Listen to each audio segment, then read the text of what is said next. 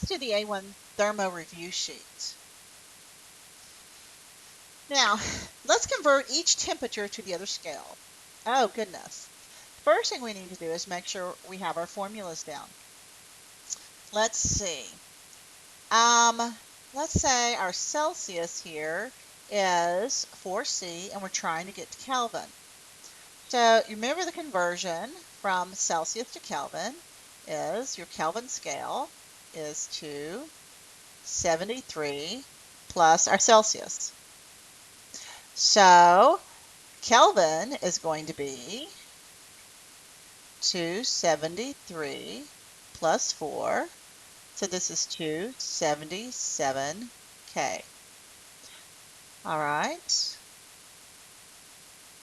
Now to take Celsius to Fahrenheit, let me switch my pen color here. I know that I'm going to put these up here so I can refer to them.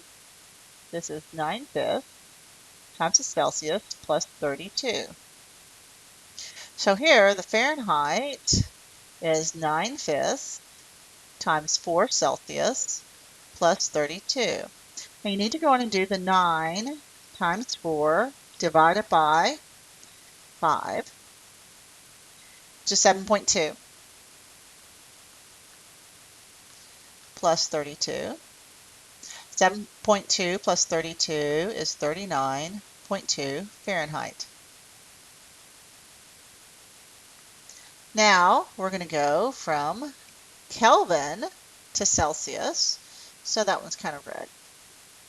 Here's K. So I'm going to start with this equation right here and solve it for C by subtracting.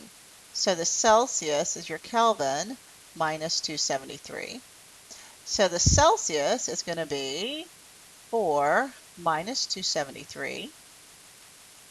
So 4 minus 273 is negative 269. Now that's cold.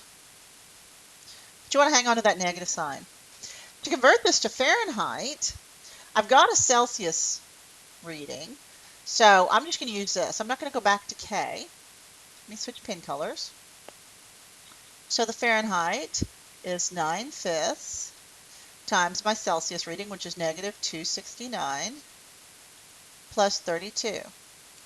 So negative 269 times 9 divided by 5 is 484. 484.2 plus 32. All right. So this gives me 452.2 F. All right. Now we're going to convert from F to C. Now the equation we're going to use to go from F to C, let's go purple here, is C is 5/9 F minus 32. And don't forget these brackets here. So this is 5/9. My Fahrenheit is 4 minus 32. Remember, PEMDAS, always do what's in the parentheses first. 5. Now 4 minus 32 is negative 28. Hang on to that negative sign, you're going to need it. 5 times negative 28 divided by 9 is negative 15.56 Celsius. Now I want to convert to Kelvin. Well, Kelvin is 273 plus your Celsius reading. So it's 273 minus 15.56. And this isn't completely exact, but I'm not going to worry about it too much. And I get it is 257.4 K.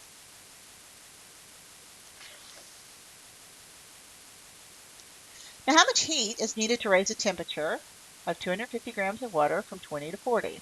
Well, let's see. The mass is 250 grams. The heat capacity of water is 1 calorie per gram Celsius. T initial is 20 Celsius. T final is 40 Celsius. So let's go on and do delta T is T final minus T initial. So this is 40 minus 20, or 20 Celsius. You need to show me every step. So heat is mc delta T. Mass is 250 grams. Go on and put your units in if you need them. C is 1 calorie per gram Celsius. Then delta T is 20 Celsius. Let's see, grams cancel, Celsius cancels. I'm left with calories. 250 times 1 times 20 gives me 5,000 calories. Now, how much heat in joules is needed to raise the temperature of a mass of 540 grams from, let's see, T1 is 75 and T2 is 109. Now, I want it in joules, which means I need the heat capacity is 4.184 joules per gram Celsius. First thing you do is you find delta T. Delta T is T final minus T initial. So this is 109 minus 75. So 109 minus 75 gives me a delta T of 34 Celsius. Now, heat is mc delta T. Math is 540 grams. C is 4.184 joules per gram Celsius. Delta T, I just found it to be 34 Celsius. Grams are going to cancel. Celsius cancels. I'm left with joules. So 540 times 4.184 times 34 gives me, let's see, 76818.24 joules. Now, when you get to chemistry, they're going to tell you in a heartbeat, this is way too many significant figures, and they are right. You cannot measure it this accurately, but we're not going to worry too much about that here. Now, how much heat is needed to raise? Let's see. M is 245 grams. And I gave you C on this one, 184 joules per gram Celsius. Hint, when I give you the heat capacity, use the heat capacity given. So T initial is 34 Celsius. T final is 90 Celsius. First thing you do is find delta T. That's T final minus T initial. So this is 90 Celsius minus 34 Celsius. 90 minus 34 is 56. All right, Q is mc delta T. The math is 245 grams. C is 4.184 joules per gram Celsius. And delta T is 56C. Let's see, grams cancel, C cancels. I'm going to be left with joules. So 245 times 4.184 times 56 gives me 57404.48, and my units are joules. Again, this is too many sig figs, but don't worry about it in my class. When you get to chemistry, let me tell you, they will be very picky, and they will probably tell you you need only 2 significant figures for this one, although I would usually give 3. So that would be 57400 joules. All right, when 400 calories of heat is lost from an object that's a specific heat, so there's C, and here's my heat, and you have temperature decrease, what's the mass of the object? Okay, great. Let's see. Let's go and write what we have. Q is 400 calories, and specific heat is 0.49 calories per gram Celsius. And then the temperature goes from T initial is 110 Celsius. Now heat's lost, so that's going to be negative. So we're going to wind up with a negative T, but that's okay. T final is 50 Celsius. First thing you always do is find delta T. T final minus T initial. So this is 50 minus 110. So this is negative 60. So Q is mc delta T. I don't know the mass, so I'm going to solve for it. So I'm going to divide both sides by C delta T. So the mass is going to be given by the heat divided by the specific heat times the delta T. So the heat is negative 400 calories. C is 0.49 calories per gram Celsius. And then the temperature is negative 60 Celsius. Now this Celsius is going to cancel this Celsius. This calorie is going to cancel this calorie. Now it's 1 over 1 over x. You remember from math, that means you invert and multiply. So it's 1 divided by 1 over x. So you invert this and multiply. So this is 1 times x over 1, or x. So this is the principle I'm using here. So the first thing you need to do, you can cancel out your negative signs, that's fine. So this is 400, and grams are going to be in the top. Now multiply the 0.49 times the 60, because those are both going in the denominator. So this is 29.4. So 400 divided by 29.4 gives me a mass of 13.605, 36.5 grams.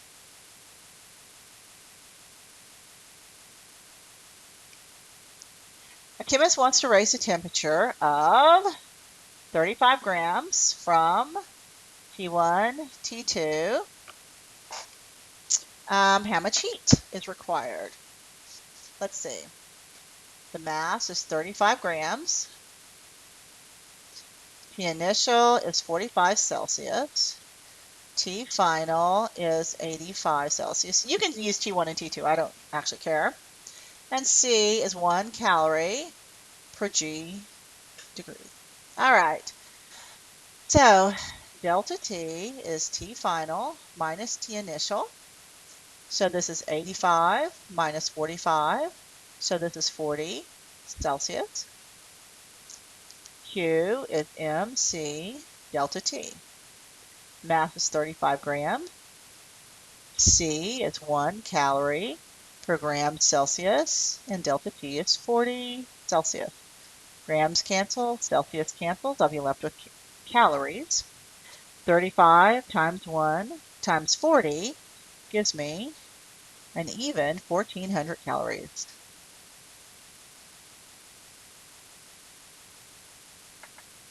Now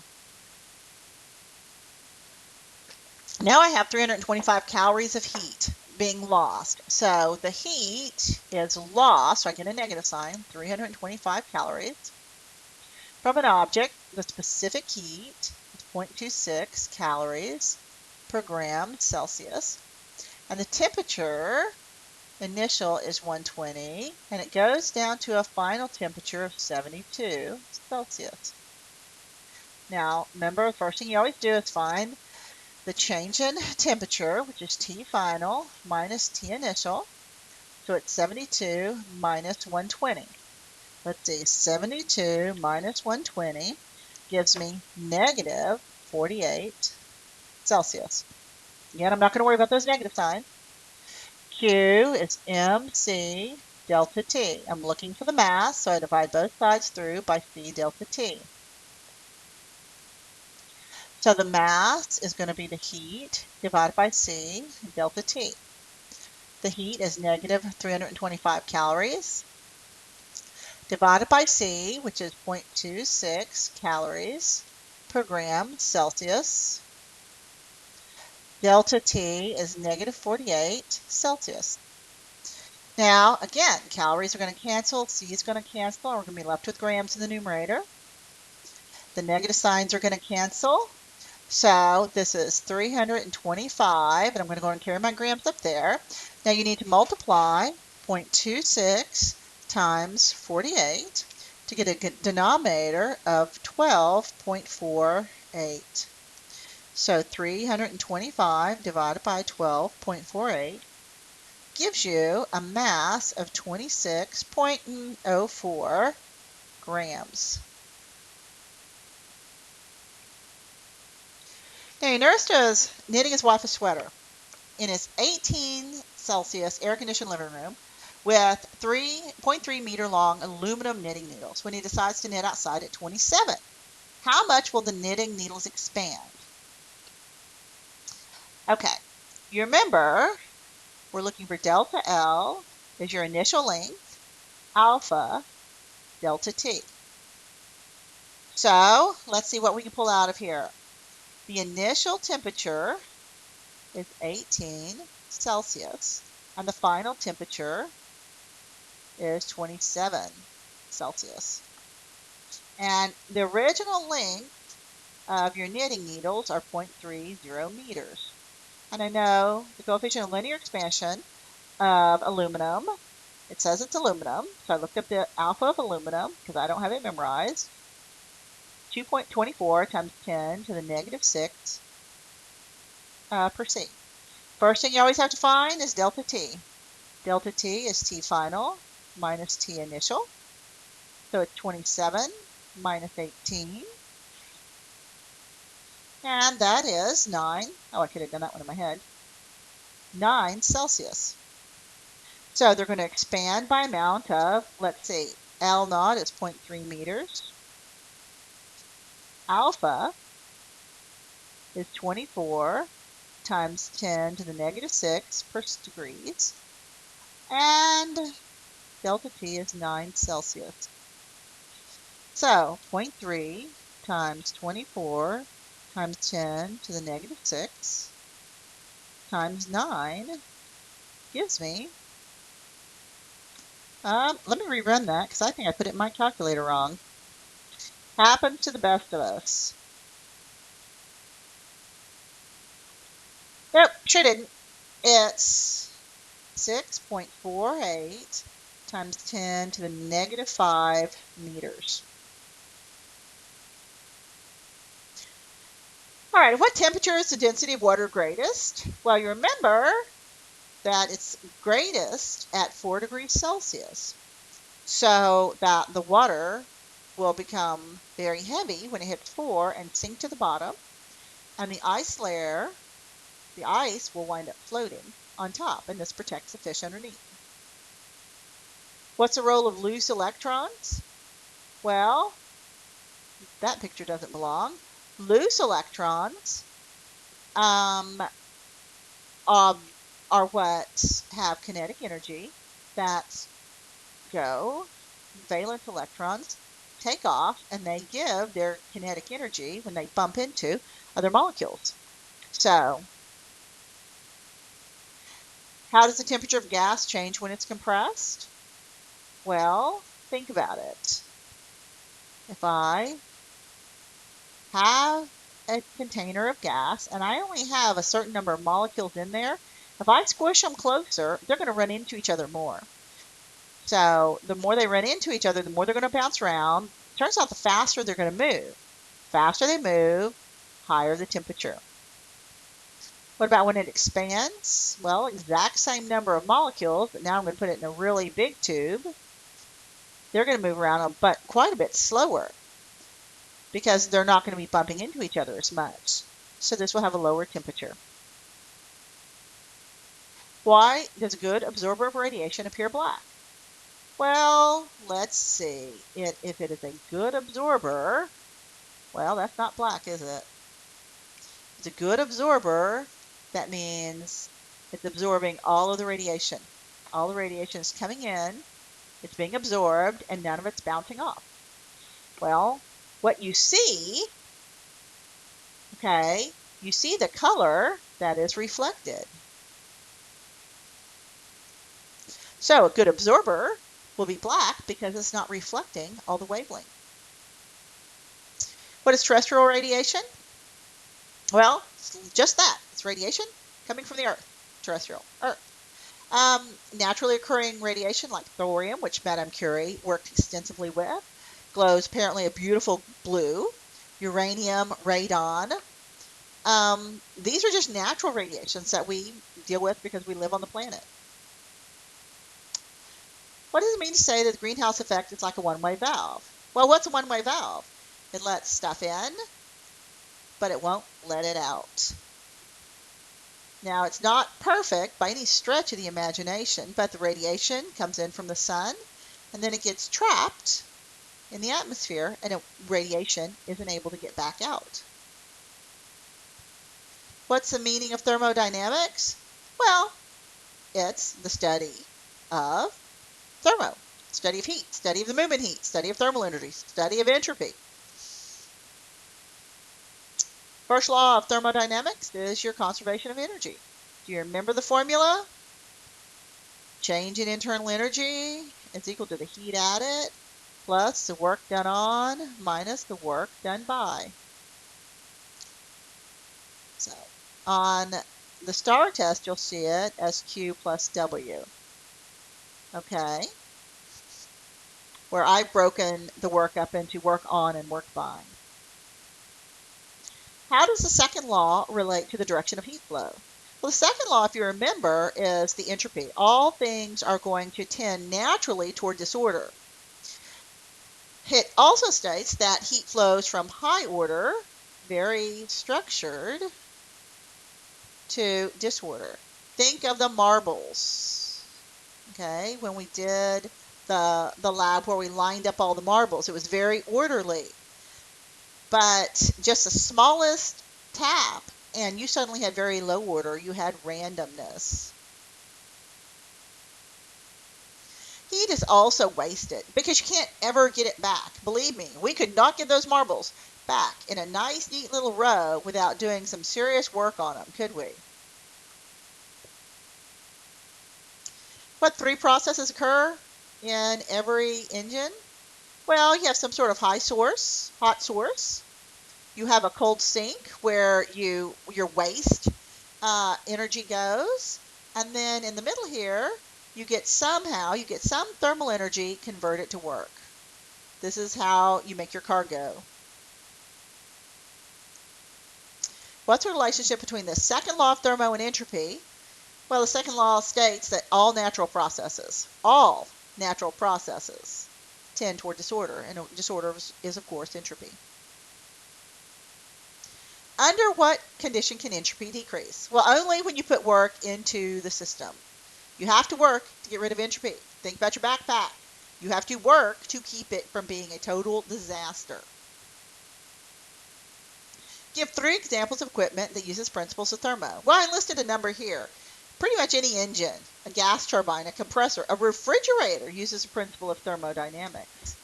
Imagine this. You're standing in your kitchen, and for some reason the air conditioning's off. You decide to open the door, and you think that will kill the room off. Will it? No. As it turns out, when you open the door, because of the exhaust and the fact that we're going to pretend like you're in a closed environment, you'll actually heat up the room. So, oops, don't do that. What is an adiabatic process? Okay, it's just a process that happens so fast that there can be no heat exchange. So Q is 0. All right, examples of these are pretty much any engine has some sort of adiabatic process in it. This is a diagram of a Carnot engine and the 4 strokes, the isothermal compression, the adiabatic expansion, the isothermal, what is that? Isothermal compression, and then adiabatic compression. So I want you to do a little research. It turns out that rising magma, I did not know this, has basically an adiabatic cooling right before it erupts. I thought that was fascinating. The Chinook winds are another example of just air masses traveling so quickly that no heat is able to be exchanged. Calculate the ideal efficiency of a heat engine that takes energy in at 800. So this is my hot temperature, is 800 K, and expels heat at 300 K. Okay, efficiency is T hot minus T cold divided by T hot. So these are already in Kelvin, so I don't have to do anything to them. Let's see, 800 minus 300 is 500 divided by 800. 500 divided by 800 is 0.625.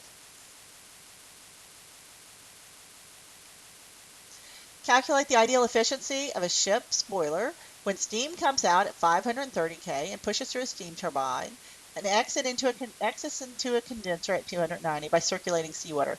A lot of words in there, folks. This is a hot temperature. Here's a cold. T hot is 530 K, and yes, it's in K, so I don't have to mess with converting it. TC is 290 K. So the efficiency is your hot minus your cold divided by your hot. This is 530 minus 290 divided by 530. Now make sure you do your calculations carefully. 530 minus 290 is 240 divided by 530. Let's see, divided by 530. This gives me an efficiency of 0.45. 283, whatever. Let's just do 0.453. Now our last problem. Calculate the ideal efficiency of a steam turbine that takes in a hot reservoir, so T hot is 112 Celsius, and a sink at 27 Celsius. All right, I have to convert these. So T hot is, I'm just going to do it like this. K is the temperature in Celsius plus 273. So I'm just going to add 273 to these. I'm getting tired. Okay, 273 plus 112 is 385. Okay. Now when I add 273 to this, 27 plus 273 gives me 300. So go on and convert these as soon as possible. So the efficiency is T hot minus T cold divided by T hot. So this is 385 minus 300 divided by 385. 385 minus 300 is 85 divided by 385 gives me efficiency of 0.22.